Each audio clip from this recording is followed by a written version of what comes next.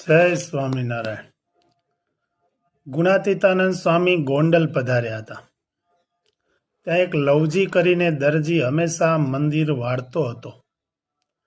તે એક બાઈને વિશે આસક્ત હતો. તેને એવો સંકલ્પ હતો કે આ બાઈનો પતિ મરી જાય, તે બાઈ મારા ઘરમાં આવીને બેસે. એવા સંકલ્પથી નિરંતર દેવ મંદિર વાળીને દેવની આગળ પ્રાર્થના કરતો હતો. પછી ગુણાતીતાનંદ સ્વામી એક દિવસ એને જોઈને બોલ્યા, જે લવ્યા, તું મંદિર તો વાળે છે પણ સારા સંકલ્પ કરજે, અવડા કરિશ્મા.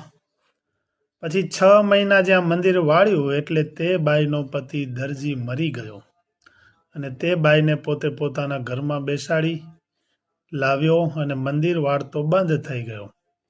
પછી ગુણાતીતાનંદ સ્વામી જ્યારે બીજે વખતે ગોંડલ પધાર્યા ત્યારે સ્વામીએ કહ્યું છે, કેમ લવ્યો, કે લવ્યો હવે મંદિરે વાળવા નથી આવતો? તે સાંભળીને સૌએ કહ્યું કે ના સ્વામી, તે નથી આવતો. ત્યારે સ્વામી બોલ્યા છે, એનો સંકલ્પ સિદ્ધ થયો એટલે હવે શા માટે મંદિર વાળે? આમ મંદિર વાળતા વાળતા પણ સેવાનું ફળ તો પેલી બાઈમાં આસક્ત હતું તે હતું.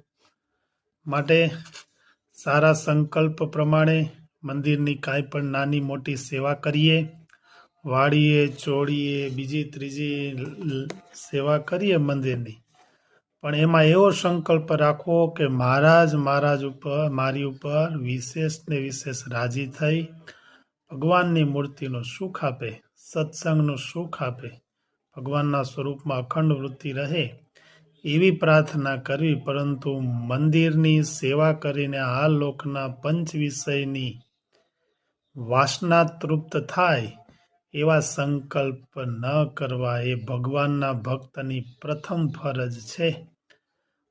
એટલે શાસ્ત્રોમાં કહ્યું છે કે અન્ય ક્ષેત્રે કૃતમ પાપમ તીર્થક્ષેત્રે વિનશ્યતિ, તીર્થક્ષેત્રે કૃતમ પાપમ વજ્રલેપો ભવિષ્યતિ. માટે ભગવાનના ભક્તોએ મંદિર એ તીર્થક્ષેત્ર છે એમ જાણી જગતમાં થયેલા પાપોને મંદિરમાં જઈને એની મંદિરની સેવા કરીને પાપ ધોવા, પરંતુ મંદિરમાં જઈને જ પાપ કરીએ તો એ વજ્રલેપ થાય છે.